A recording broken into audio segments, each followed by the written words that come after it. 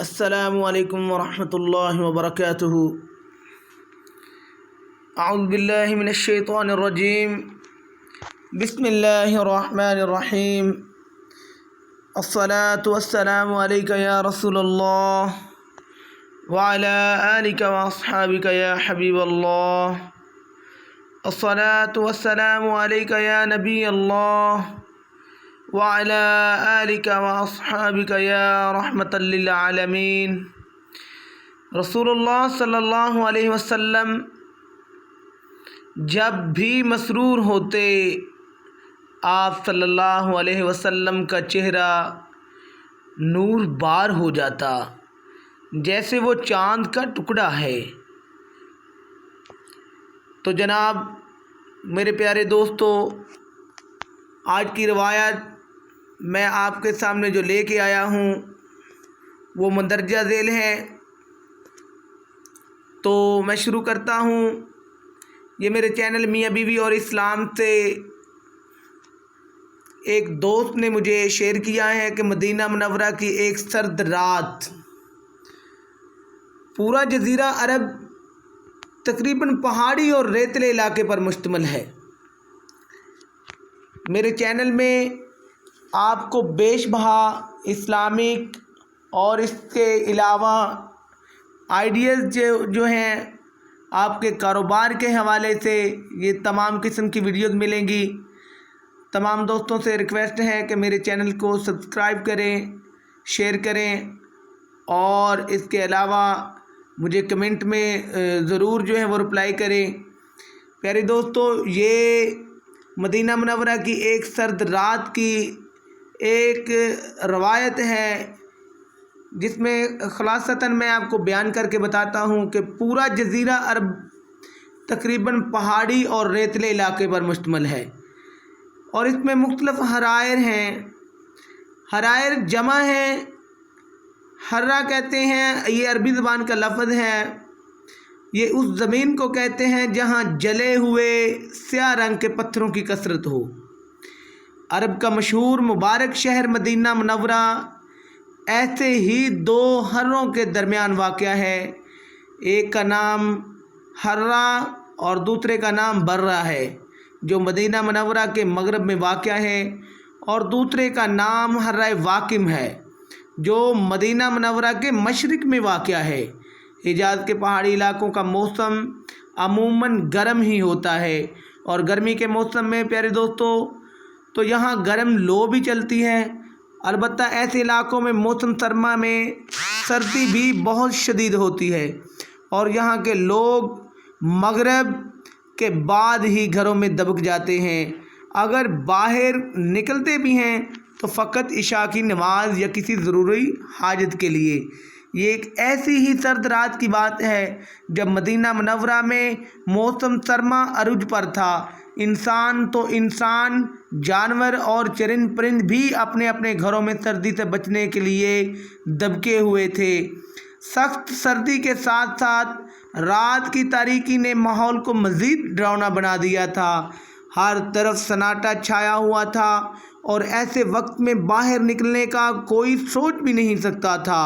لیکن تعجب کی بات ہے کہ ایسے سخت موسم میں مدینہ منورہ کے دو مقیم افراد علاقائی دورہ کرنے نکل کھڑے ہوئے۔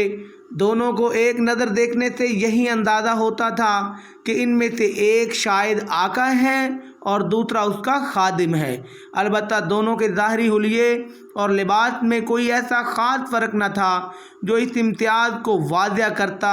شاید اس کی ایک وجہ تو یہ تھی کہ آقا نے کوئی خاص لباس زیبطہ نہ کیا تھا، اور دوسری وجہ آقا کا اپنے خادم سے گفتگو کرنے کا مہذب اور پیارا انداز تھا، جو اس بات کی عکاسی کرتا تھا کہ اس آقا نے کبھی اپنے خادم پر اپنی برتری جتانے کی کوشش نہیں کی ہوگی۔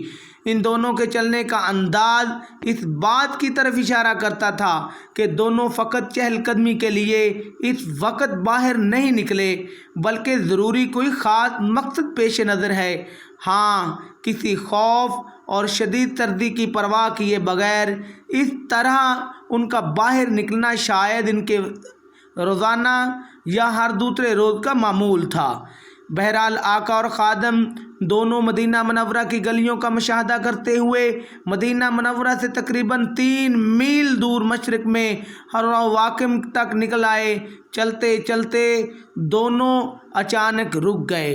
ان دونوں کے رکنے کی وجہ بہت دور ایک خیمہ تھا جس میں آگ جل رہی تھی۔ پیارے دوستو، آقا نے اپنے خادم کی طرف دیکھ کر کہا، اے اسلم، اتنی سخت سردی میں کون ہو سکتا ہے؟ اسلم نے لا علمی کا اظہار کیا تو آقا نے کہا، میرا خیال ہے شاید کوئی قافلہ رکا ہوا ہے، رات اور سردی کی وجہ سے یہیں ٹھہر گیا ہوگا، آؤ چل کر دیکھتے ہیں کہ کیا معاملہ ہے۔ دونوں چلتے ہوئے جیسے ہی خیمے کے قریب پہنچے تو یہ منظر دیکھ کر حیران رہ گئے کہ وہ کوئی خیمہ نہیں بلکہ ایک ٹوٹا پھوٹا کچا گھر ہے، اور اس میں کوئی قافلہ وغیرہ نہیں تھا، بلکہ وہاں تو ایک خاتون اپنے ننھے منھے بچوں کے ساتھ مقیم تھی، جس نے چولہے پر ایک ہنڈیا چڑھا رکھی تھی جیسے کھانا پکا رہی ہو، اور بچے اس کے ساتھ بیٹھے مسلسل رو رہے تھے۔ غالباً انہیں بہت بھوک لگی تھی۔ آقا نے سلام کیا تو اس خاتون نے دونوں کی طرف توجہ کیے بغیر سلام کا جواب دیا۔ آقا نے گھر میں داخل ہونے کی اجازت طلب کرتے ہوئے کہا، کیا میں اندر آ سکتا ہوں؟ تو خاتون نے جواب دیا، اگر کسی خیر کا ارادہ ہے تو آؤ، ورنہ کوئی ضرورت نہیں۔ غالباً وہ خاتون بہت دکھی تھی، اس لیے بے رخی سے جواب دے رہی تھی، لیکن آقا کا انداز بتا رہا تھا، پیارے دوستو، کہ وہ اس دکھی خاتون کے دکھ میں شریک ہونا چاہتا ہے۔ اس نے خاتون سے استفسار کیا، اے بی بی، تم کون ہو اور یہ بچے کیوں رو رہے ہیں؟ خاتون نے جواب دیا، میں مدینہ منورہ کی رہائشی ہوں، ان بچوں کو شدید بھوک لگی ہے اور یہ اسی وجہ سے رو رہے ہیں۔ آقا نے کہا، اس ہنڈیا میں کیا ہے؟ خاتون نے کہا، اس میں تو صرف پانی ہے، میں نے بچوں کا دل بہلانے کے لیے اسے آگ پر چڑھا رکھا ہے تاکہ کھانا پکنے کے انتظار میں بچے سو جائیں۔ پھر اس دکھیاری خاتون نے اپنے دل کا درد بیان کرتے ہوئے کہا، میں ایک غریب عورت ہوں، میرے پاس اتنے اخراجات نہیں ہیں کہ میں اپنے بچوں کو کھانا کھلا سکوں، ان کا دل بہلا رہی ہوں، لیکن امیر المؤمنین کو ہماری کوئی خبر نہیں، ہم ان کے محکوم ہیں، ان کی رعایا ہیں، ان کا حق بنتا ہے کہ وہ ہمارا خیال رکھیں۔ خیر، کوئی بات نہیں، ہمارا وقت تو جیسے تیسے گزر ہی جائے گا، لیکن کل بروز قیامت امیر المؤمنین اور ہمارے درمیان اللہ عز و جل ہی فیصلہ فرمائیں گے، اور یقیناً آخرت کی پکڑ بہت سخت ہے۔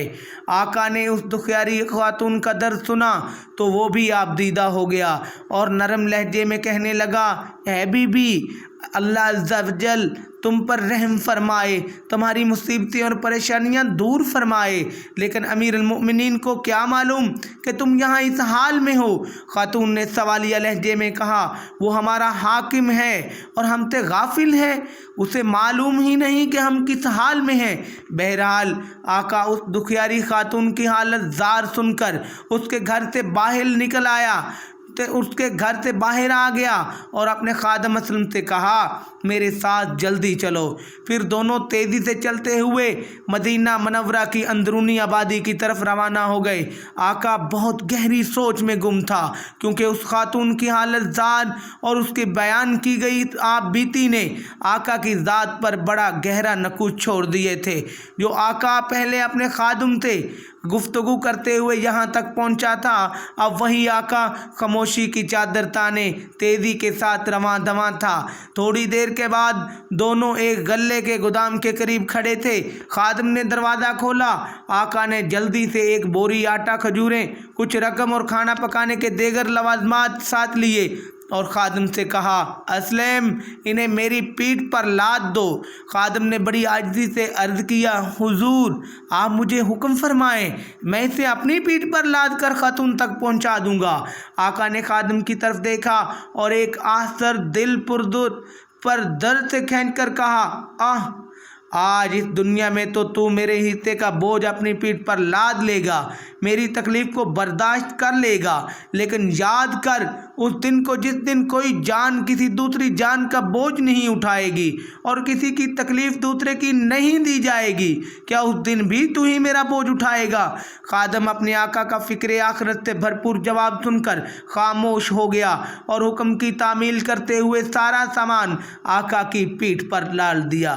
دونوں ایک بار پھر مدینہ منورہ سے باہر اس دکھیاری خاتون کے گھر کی طرف رواں دواں تھے۔ تھوڑی دیر کے بعد دونوں گھر تک پہنچ گئے۔ پیارے دوستو، خاتون ان دونوں کو سامان کے ساتھ دیکھ کر حیران رہ گئی۔ آقا نے وہ سارا سامان اتارا اور آٹے کی بوری کھول کر اس خاتون سے کہا، اس میں سے آٹا نکالو، اس پر نمک ڈالو تاکہ میں ہریرہ آٹے سے بنایا جانے والا کھانا بناؤں۔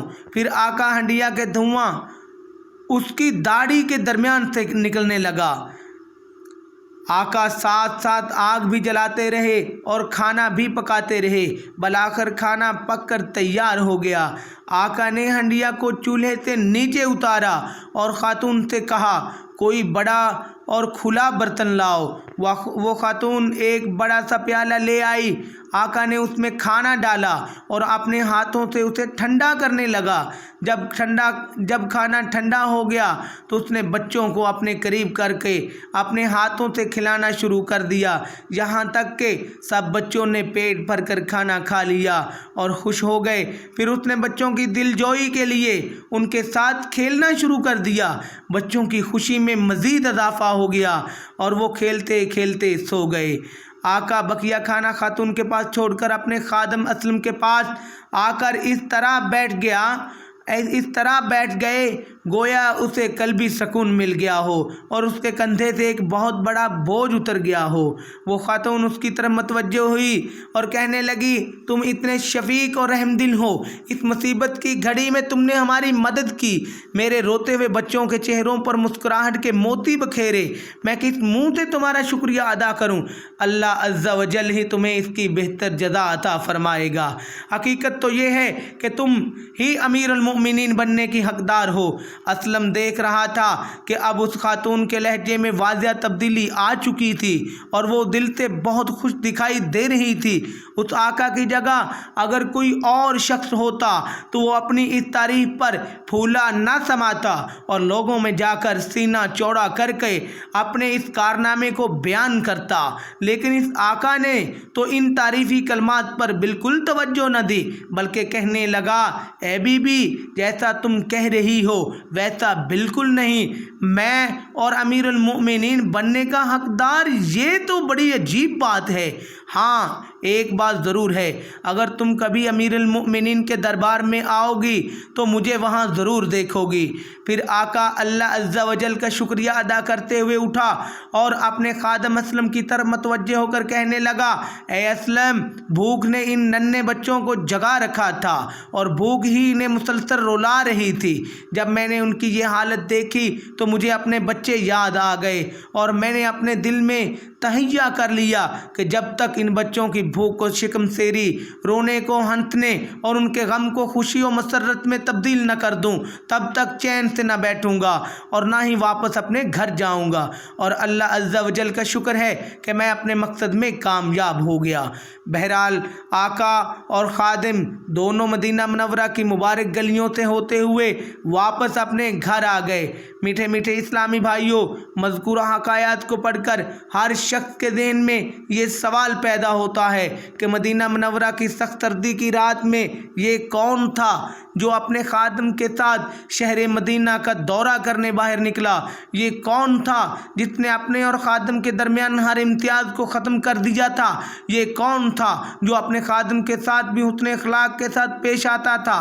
یہ کون تھا جس کے دل میں پیارے آقا صلی اللہ علیہ وسلم کی دکھیاری امت کی خیر خواہی کا جذبہ کوٹ کوٹ کر بھرا ہوا تھا؟ یہ کون تھا جس نے رات گئے ایک غریب و نادار عورت اور اس کے روتے بچوں میں خوشیاں تقسیم کی؟ یہ کون تھا جس کی باتوں کے ہر لفظ سے خوف خدا ظاہر ہوتا تھا؟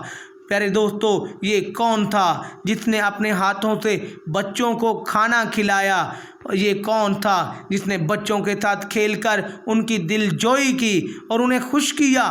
یہ کون تھا جس کے عمل کو دیکھ کر وہ خاتون بھی بے ساختہ پکار اٹھی کہ تم ہی امیر المؤمنین ہونے کا حقدار ہو؟ جی ہاں میٹھے میٹھے اسلامی بھائیوں، پیارے آقا صلی اللہ تعالی علیہ وآلہ وسلم کی دکھیاری امت کی خیر خواہی کا عظیم جذبہ رکھنے والا یہ شخص کوئی اور نہیں بلکہ خلیفہ ثانی امیر المؤمنین حضرت سیدنا عمر فاروق رضی اللہ تعالی عنہ تھے۔